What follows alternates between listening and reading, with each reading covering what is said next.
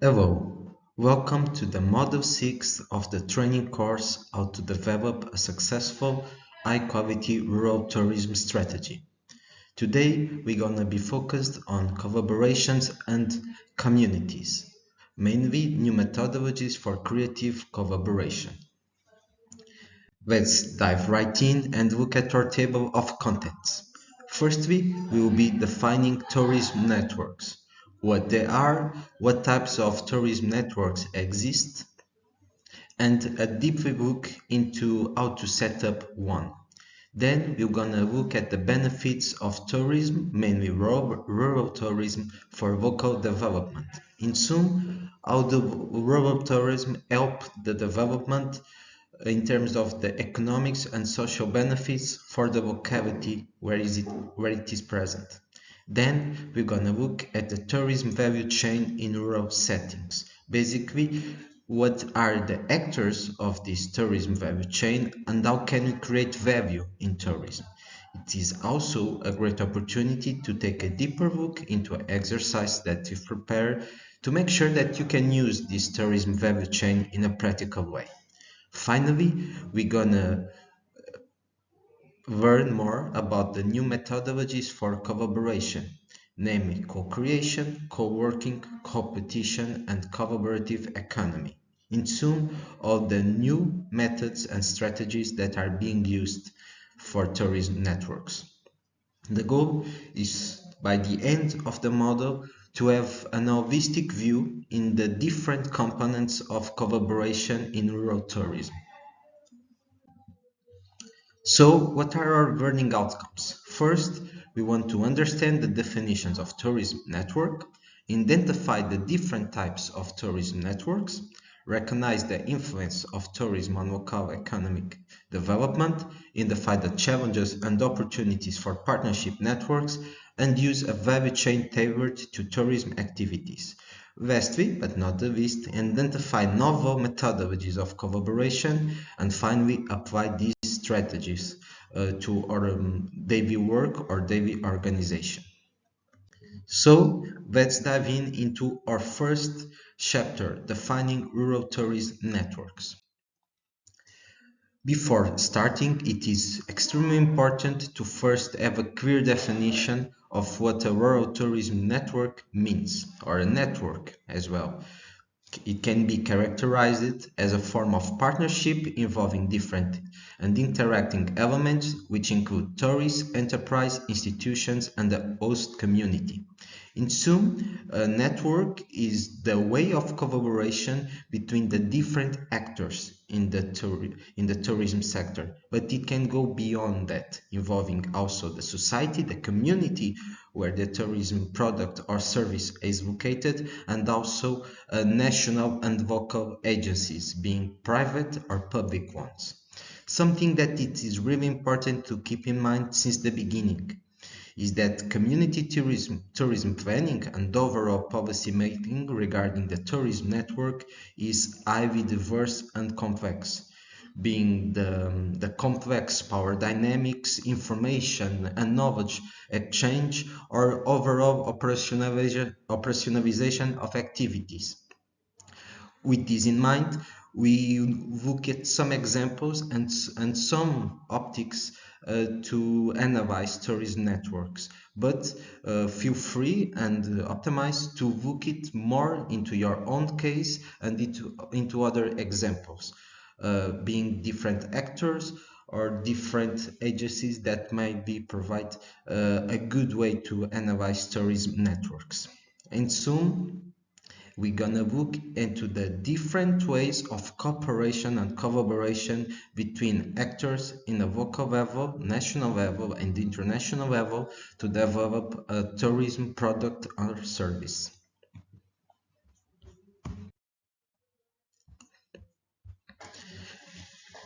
Firstly, we're gonna look into two different ways to analyze tourism networks. The first is a socio-political context, and the second one is the critical analysis. To put these definitions that are mainly explored firstly by Dresden, a terrific author and reference in that area, the social political context is when we analyze the different context of tourism planning regarding power dynamics, conflict knowledge, and diverse identification of problems. Basically, we are looking into the tourism planning and the tourism network regarding the social aspect and the political aspect. As you're gonna see, there's a lot of different types of networks. Some can be organic and only led by private organizations, but there's a huge percentage of them that are indeed led or at least boosted by public authorities, where politics also take a role. Then we have the second way to study tourism networks and tourism collaborations, which is called critical analysis. And in this critical analysis setup, we're gonna look at the solutions found between partners emerging from diverse interests and conflicts in collaborative and planning practices. What this means is that for the critical analysis, we take a more practical look into the different networks. So what are the problems that emerge from having a network, from collaborating with others? What are the problems in terms of communication, in terms of the activities, the tasks, responsibility that everyone has, but we look it into a more direct way. That's why it's called the critical analysis. While the social political context, we look more at a macro level. Nonetheless, there are two good ways to analyze tourism networks and tourism planning overall, and are highly used in both literature, academic literature, and practice as well. Then, uh, with these definitions pretty fresh in our mind, we need to look into the different ways that can characterize a network and tourism planning. Something that is really important, and this also comes for the critical analysis, which is this really practical and direct look into the networks themselves, the problems that emerge from collaborating, which is a process that tends to be conflict heavy and messy. It is not always the case. The goal is not for this not to be the case, but after all, we are talking about businesses, we are talking about humans, we are talking about connections, which tends to which can become more messy and have some conflict. Okay, so that's not unusual, and that's why we tend to analyze it at critical analysis level. Some consequences of these critical analysis that we can find in some tourism networks is that powerful groups can dominate the process, namely by forging coalitions, because as we know, the networks can go from just a couple organizations to the entire locality having a say and being part of that network. And for this, the influence of the most powerful partners, of members of the network, of the partnership, can dominate the process and not take into consideration some of the needs and some of the necessities that other members might have. Another thing that's important is that there's a need to label and categorize problems that might hide essential issues. What this means is that when starting the network or throughout the life of the network, something that's always really important is to analyze what are the problems that we are trying to solve. It can range from a lot of problems, and the network should not be only focused on one problem, but it can vary from problems getting the tourists into our locality, so more a transportation issue.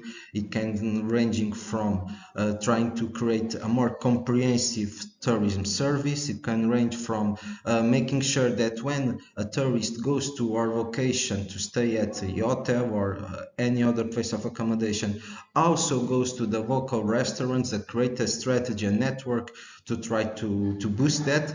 But it is really important important to, when categorizing these problems, not to hide the essential issues. So the categorizations can only go as far, and we need to have a really deep look into reality.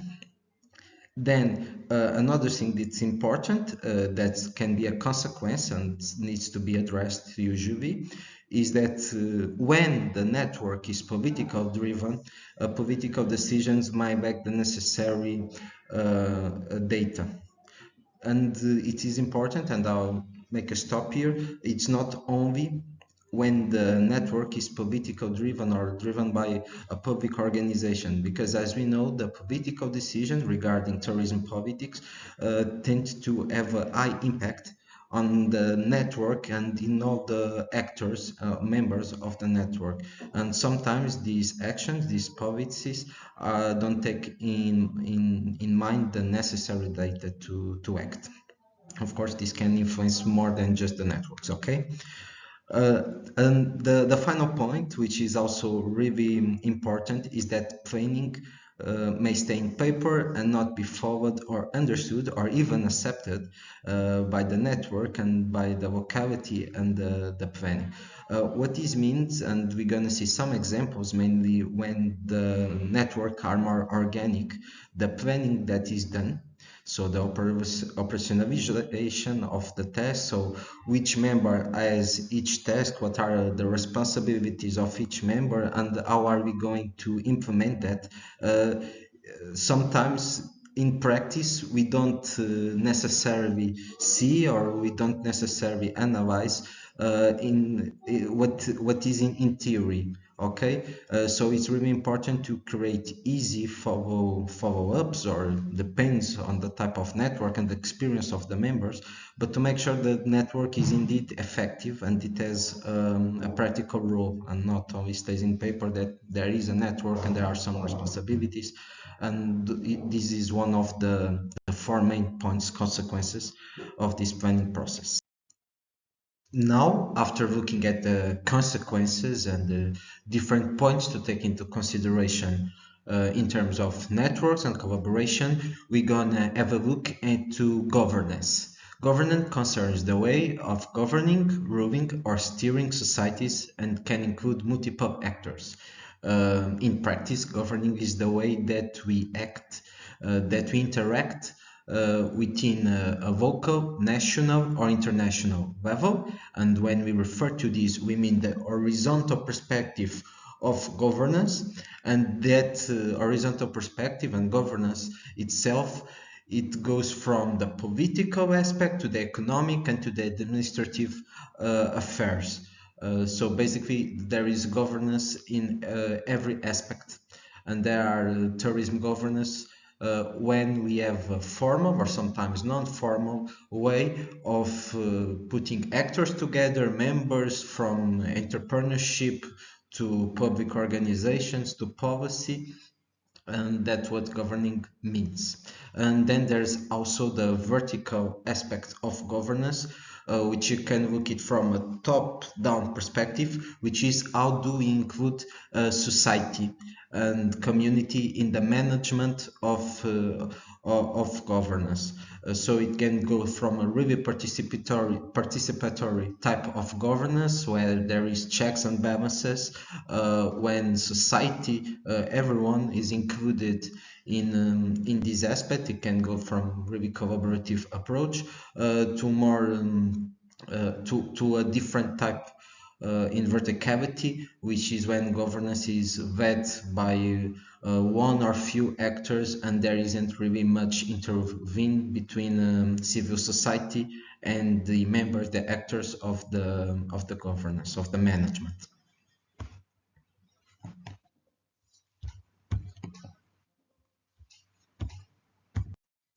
Now we're gonna look into three different types of networks in local tourism governance, okay?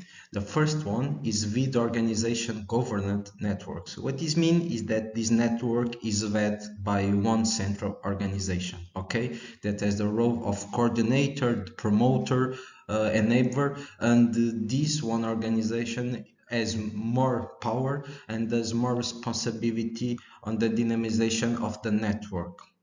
So power is centralized, and usually there's a hierarchy in terms of responsibility, tasks, but also communication.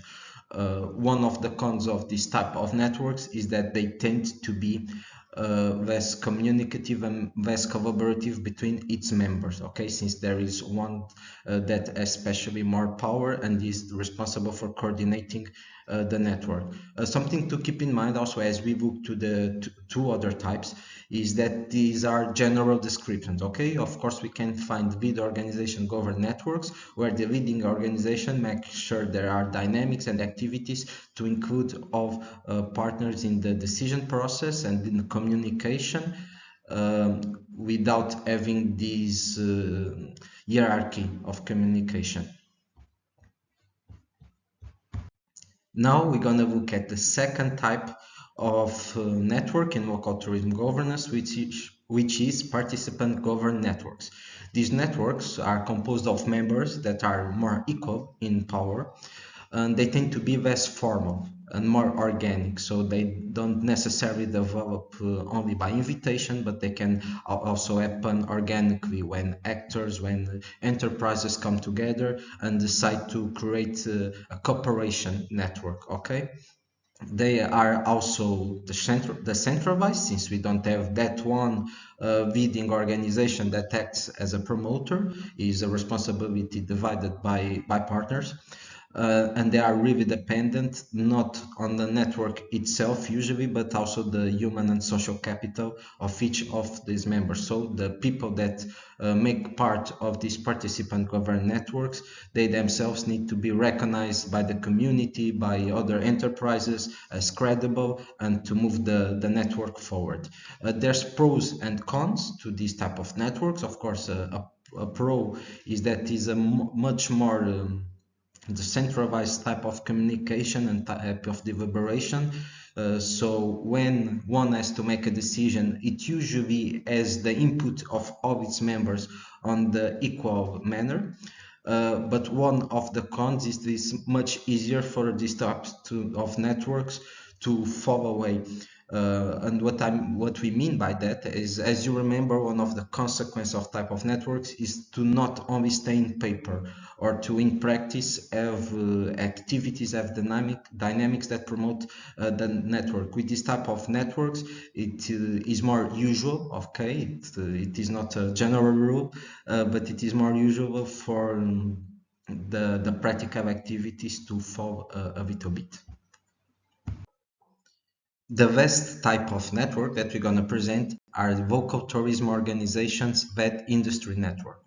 What this means is that the one organization, which is the promoter, which conducts the main responsibilities in terms of coordination of the network, was created precisely to do that.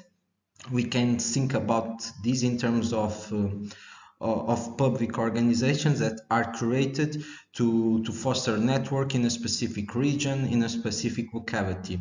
What this differs mainly from the first type of network that we saw, which is one that also has one member acting as a coordinator, as a promoter, is that indeed for these type of networks, they are created with the only purpose, the main purpose of fostering this type of networks, and they act as the point of communication, decision making, and that's the main difference. You can see a lot of them in practice are more usually have been more usually for the past few years, with local organizations creating specific types of network which are led by a public organization to lead the tourism on that region, to fund a vision, to fund leadership regarding the services and products of that region in regards to tourism.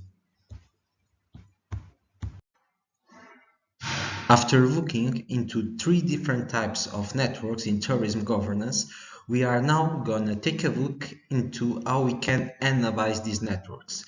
Basically, we want to answer the question, is the network good or not? And how can we improve the network? For this, we're going to focus on 5 dimensions, but there are more and they differ from author to author. Although these 5 dimensions are really comprehensive, and that's why we are using them. So the first dimension is positive cultures, constructive communication, and engaged communities. Basically, we want to know how the members of the network communicate with each other, if the decision making is also clear, and not only how they communicate internally in the network themselves, but with outside stakeholders, with the community itself. Then we have the engaged communities, and in this point we want to know if the community is engaged with the activities and with the vision and mission of the network. Basically, that can range from having vocals being heard before making a decision, and also doing activities and producing products and services that take into consideration the citizen and the community needs and obstacles. And then we have the final point, which is positive culture. For a network to have a positive culture, it needs a couple of elements. The main one is the lack of conflict. So if there are a lot of internal conflicts within the network, we cannot say that as a positive culture. Another one is the resistance to change. If the network is really building a bubble within themselves, it has a lot of resistance to change. Usually it doesn't translate for a positive culture. And there are other elements like communication and leadership. The second dimension that we present is transparency and accountability.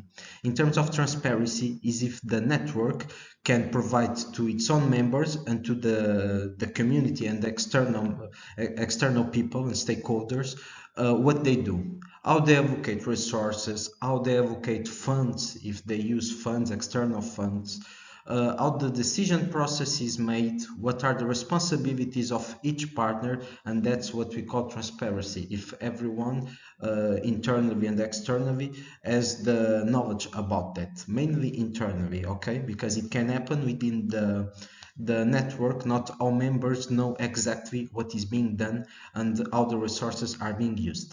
Then we have accountability, which the second part that relates to transparency, because we can know, but can we make that member, that people, accountable? For example, if we know there was a mistake or mismanagement of funds, are we able to not only reverse that change, but also make that member accountable? Maybe even put them outside of the network, or find some way to make sure that the one that is responsible for that is accountable for. Then we have the third dimension, which is acceptance of diversity, pursuit of equity, and inclusiveness. Basically, we want to see in terms of diversity, equity, inclusiveness, if inside and outside of the partnership there are actions and elements of that.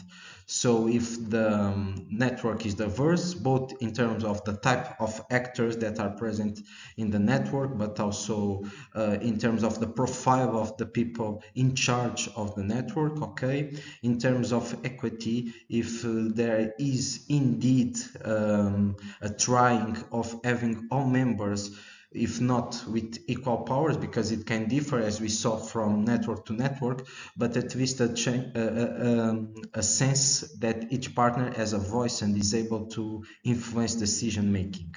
And then the third and last part is inclusiveness, and that is if the network is inclusiveness to all members. And one good way to see that is if the partners joining the network can join it by merit, by reasonability, or if by other factors that don't provide this inclusiveness. Then we have the fourth dimension, which is developing knowledge, learning, and sharing expertise. And this one is really important. So as we know, these networks are able to provide a lot of knowledge and experience. And indeed, is one of the main strong points of network, is to be able for each member to share their experience, their know-how with each one, okay? And in this dimension we are analyzing if the network is indeed capable of that, and we can move beyond the partnership internally and also externally. Does the network share with other people with other interested members in the tourism governance, their results, their what they're able to accomplish, how were they able to accomplish, what are the methods that they used, and this is important. And then we have the vast dimension, which is a clear roles and responsibilities of participants, structures and processes of the network.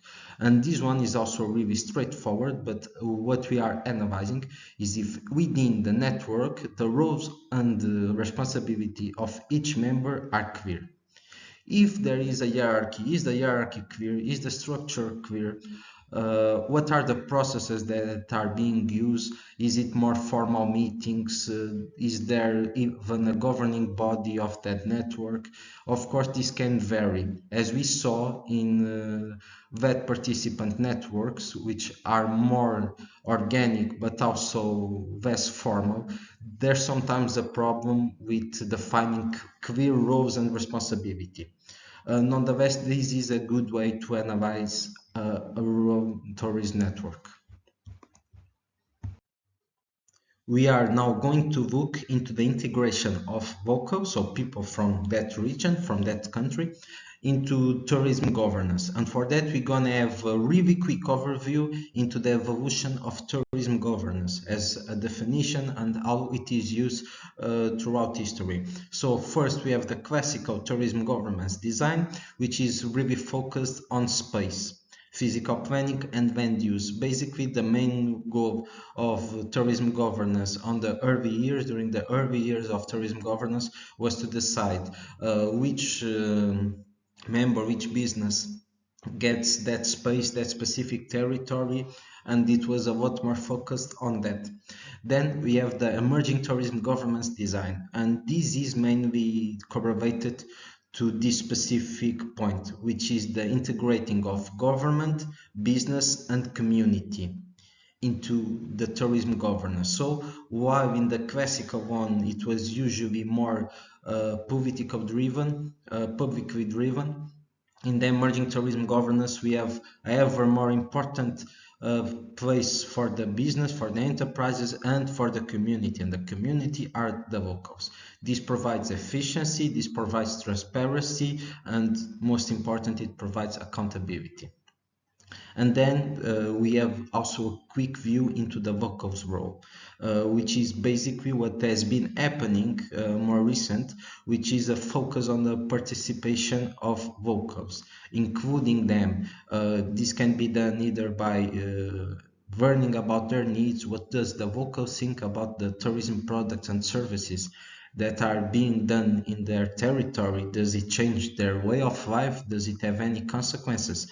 And more beyond that is to look into tourism governance, not only focused on the tourism aspect, okay? It's how can this tourism sector interact with other different sectors, from the food, from industry, when we present, for example, if we have accommodation, a hotel, when we present hosts, tourists with a present when they enter the hotel, is it a pub, a good from a local organization? Does it represent a region? This is some questions that have been more and more integrated in tourism governance and the roles of the locals. Now, after looking into different types of network organizations, different ways to analyze it, different organization types, both horizontal and vertical, in terms of networks and tourism governance, we're gonna look into the different areas of studies and ways to analyze and to discover new opportunities.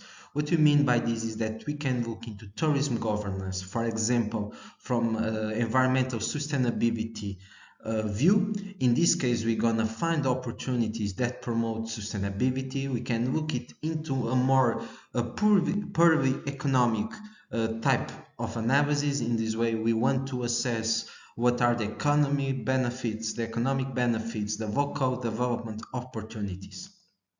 We have three examples here. One of them is in terms of sustainable tourism. So how can tourism government governance help foster sustainability, environmental sustainability. And this way we find a really interesting case, which is using community-based tourism for a more efficient, accountable, and adaptable governance system. What this means is that we get a lot of different views regarding how we should use and what direction and vision the network should have. And this brings a new opportunity, which is that community-based tourism networks can improve the local households' livelihoods. This is because we are hearing to what the community needs and says their opinions, and we take into consideration. So, for example, a practical example, before building a new hotel or a new type of venue accommodation, we take into consideration what are the people living there think of it, and how can we adapt it to make sure that the community also makes the most out of that opportunity. And besides that, and that's why it relates to environmental sustainability, is that we can bring awareness to tourism for nature conservation, to nature well-being, and this is indeed a good opportunity. Then we also have another opportunity that's a bit related to what we've talked before, which is community engagement. And this brings one issue in particular, which is the top-down view of participation or non-participation is inadequate. What this means is that is the community involvement enough? What are the dynamics of the community involvement in our tourism network governance? And basically this gives us an opportunity to decentralize the governing process and promote new engagement opportunities for the community. And last, we have the adaptive governance, with one main issue: changing political context and other circumstances alter tourism governance. What we mean by this, as we saw, there are some type of networks which are organization-led, and a lot of times those are public institutions. And when we have changes in political terms, it promotes a change in tourism governance.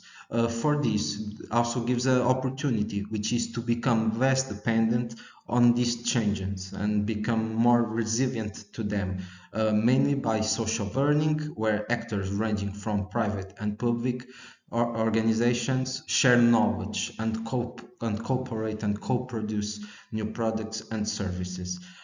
So basically these are three different ways to look at into opportunities regarding changes on tourism governance networks. Now we are moving for the second chapter of this model, which are the benefits of rural tourism for local development.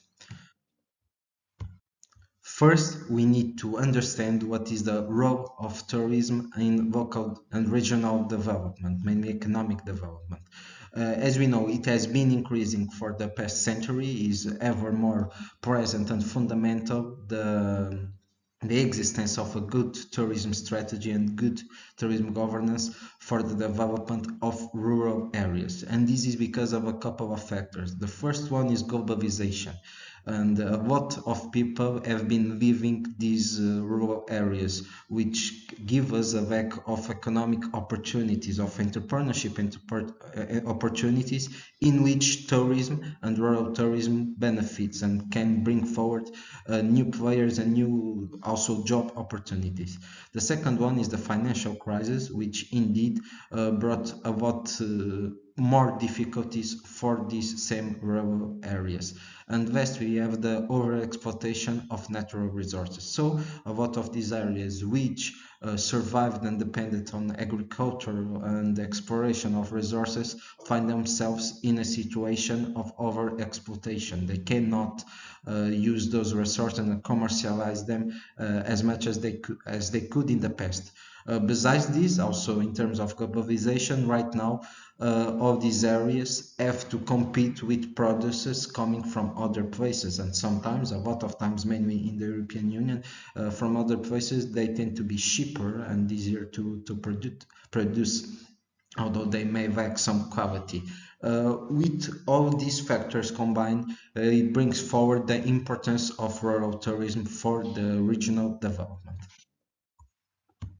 So basically, as we are seeing before, tourism as a rural tourism has a even more strategic role in integrating in terms of integration and valorization of the resources that the rural areas have. It gives us also a possibility to promote local business, local community, and this is why a lot of reference both in literature and practice and new networks that have been created focused a lot more in not only the economic benefits but also the social benefits, and that's why we see a lot more introduction of vocals in these strategies.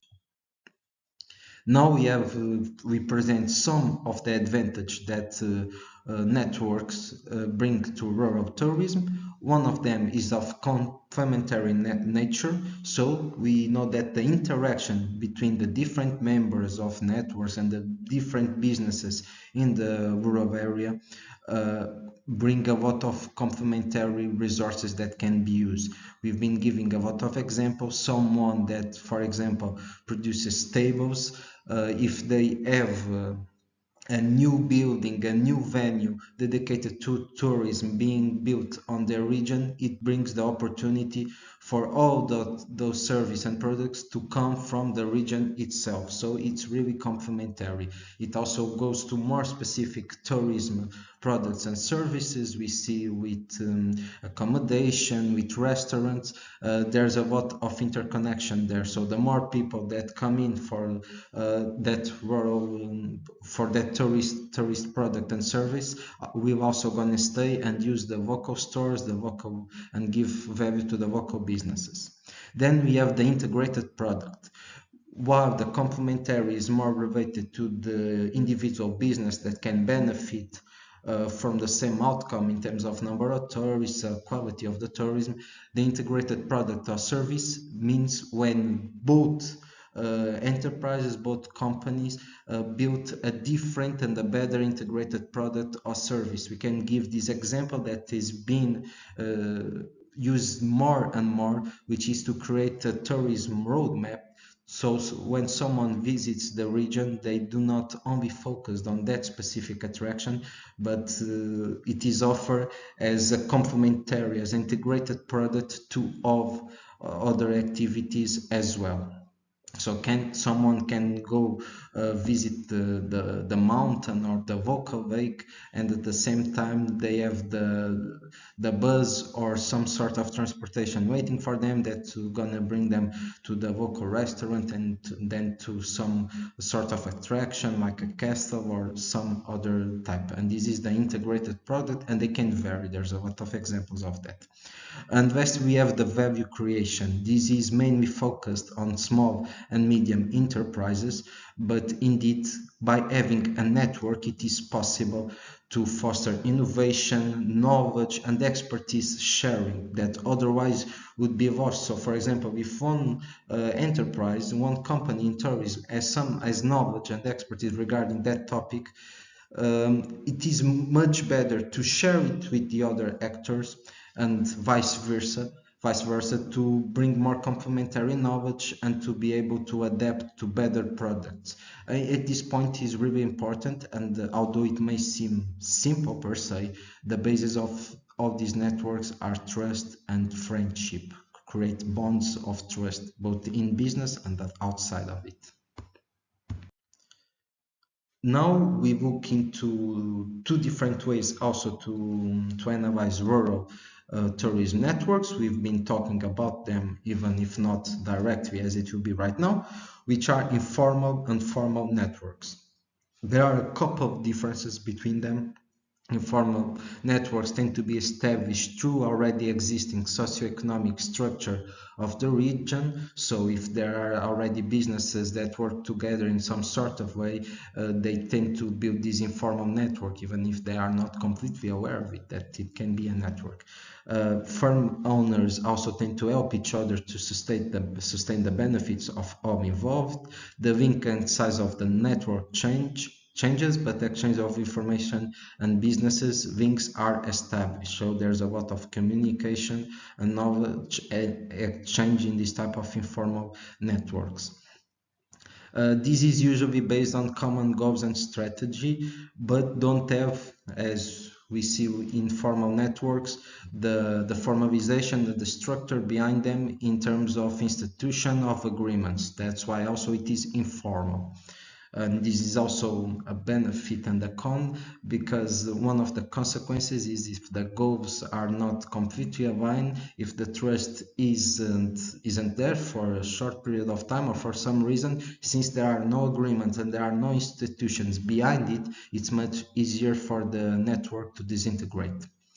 And usually it's more related to task specific orientation. What we mean by that, it's much more easier for two enterprises or three enterprises, for example, to build this informal network if they want to reach a specific goal. For example, bring more tourists to that specific area through better transport. So they have all the same problem. There's a lack of transport to that region and they can find solutions in that area, but then they don't have what is usually called this bigger picture, this more strategic and holistic view. So besides this transportation, how can we help each other and network with each other?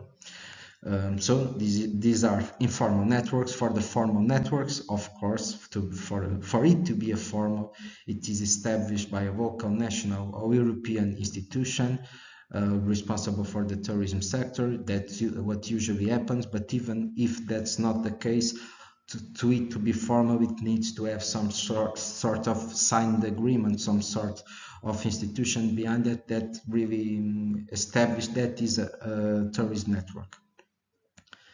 It also may be context or less effective in areas where informal connections are stronger. What we mean by this is that we can find some distrust of these organizations, of this type of agreements, if all the network that have happened before, it's mainly through informal connections. If people know each other, know their business, but they don't really want to have some institution or some agreement behind it, because it also brings more responsibility as well. Also offers the possibility for business to access resources that they wouldn't otherwise, and that's a big difference between informal and formal networks. While informal networks is more about making the best of what the members have, formal networks can bring more funds, can bring more money, different type of resources from outside that local, that region, because it has usually a national or European or local institution behind them that has a different budget for that network. Also, the formal network reduces risk because it provides much more safety nets, while the informal network can fall any day per se, and there's really no establishment of safety nets if that happens. And finally, as we are saying before, it has a more strategic and holistic view than informal networks. Informal networks are much more focused on tackling the specific issue, and formal networks have this more general view of possible solutions and possible goals for the network. Now we're gonna really briefly look into one case, a case study, La Rete del Buen Vivere, which is translated to the Good Living Network, which is situated in Italy. In total, it has 1,000 square kilometers and includes 27 municipalities in the south of Italy. Here, a brief description: the territory economic activity has always been characterized by agriculture in that area, which is usually for rural regions. These bring some problems, as we've discussed before, mainly through the globalization, and a significant population decline have been happened on the past years, and a lot of job scarcity, which is the main reason for this population decline, and although they go end by end. However, what they in this specific network also tried to bring on was the natural resource and the richness that region has, and is an amazing opportunity for growing the tourism industries. So the goal of the network is as it follows: foster the multifunctionality of the rural area through synergies between actors. Farms, tourism sector operators, food and wine producers, craft businesses, and other type of firms. Basically, it's looking at all the enterprise and companies ecosystem and try to bring them all together to provide new added value for each business. Then the network has a couple of objectives: strengthening local networks, diversifying and improving local productions and attractors, strengthen the tourism attractiveness of the rural area, promoting natural and cultural territorial resources and valorizing them in the terms of the product chains, and give an integrated territorial promotion. So this is sold and it is explained as an entire system. In terms of the implementation, this network provides a variety of actions, okay, ranging from community awareness, research into the needs of the productive sector, intersectoral meetings between operators, both public and private. This is one of the main activities that was carried out by this network, was producing formal meetings between different actors so they can both get to the table and discuss what can we do that will help each other and will promote each other products and services. Then they sign what was called the Bon Vivre Pacts, which are promotional and commercial agreements between those actors. In terms of the results, there are more results, and as you can see, you can follow in the bibliography the paper and the study that was carried out regarding this network. But in general, something that became much clearer was the definition of the main problems that were hampering, that made difficulties and obstacles for local partnerships, and those were trust issues, lack of awareness and knowledge about the actors and local products and services, and some technical and economic barriers. These were the main issues that were found. So after analyzing this network, there was some of the issues were trust issues related, and indeed, since we are talking about 1,000 square feet, is a big area, and usually we cannot be able to know what every business does. So the networks are really important because it will bring forward the different type of solution, the different types of products and services that we have on the region. Instead of looking somewhere else to find the produce, to find different material and resources. In total, 1,040 in 29 people participated in meetings and 69 pacts were signed. This was one example, okay. It was really good in terms of looking at the results and seeing in practice the trust issues basis, the lack of awareness, and some other barriers. Now we're gonna move more at a macro level, so we wanted to look in that case study into a micro level, so in the network themselves, but we can also take into consideration, also for us to know, doesn't mean that we're gonna take it in practice, but the two main challenges for policymakers in this area, so people that build policy to foster regional networks. There are two main problems. The first is the increased number of firms and businesses that join and develop networks, especially difficulty for firms in rural areas. So there is a difficulty in getting new members to come for these networks, mainly the formal ones. And then that comes for the second difficulty, which is transform this informal partnership, these informal networks, into formal ones, because there is indeed mistrust and a lack of awareness in these terms. In sum, we can take two main considerations from these rural networks and for this assessment that we have been presenting. The first one is that rural tourism doesn't always translate to local economy development due to volatility, limited number of entrepreneurs in rural areas, and unbalanced employment and income distributions. That's why it's really important to have in our network much more actors than just members and enterprises in the tourism sector. And the second one is that networks between local actors are fundamental to make the most of local tourism. And that is both in terms of what we look in terms of the complementary reasons. We can bring a lot more added value by having these networks, having more assistance, more knowledge, market or region, not only as my business but as a complementary package. And those are some of the reasons that can be taken from the cases that we have presented and we have studied. Now we're gonna move on to the third chapter, which is the tourism value chain. And basically we want to ask the question how to involve different actors, because we have been looking more at the theory basis, although it's really important, but in practice there are activities and things that can be done to promote more people. Now we are going to look, as mentioned, at the tourism value chain, and the tourism value chain is more of as a framework that we can use to analyze the provision of services and products into a system. So basically we want is an organized way to look at since the beginning of production of that service product until the end when we offer it, when we commercialize it to the final user.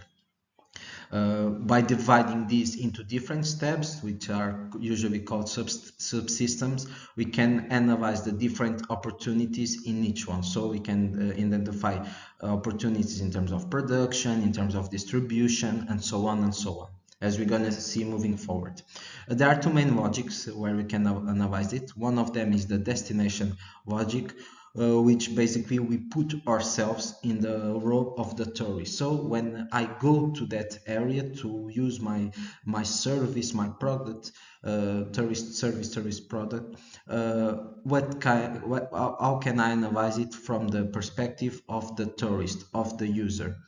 And this is one of the logics that is usually used to analyze this.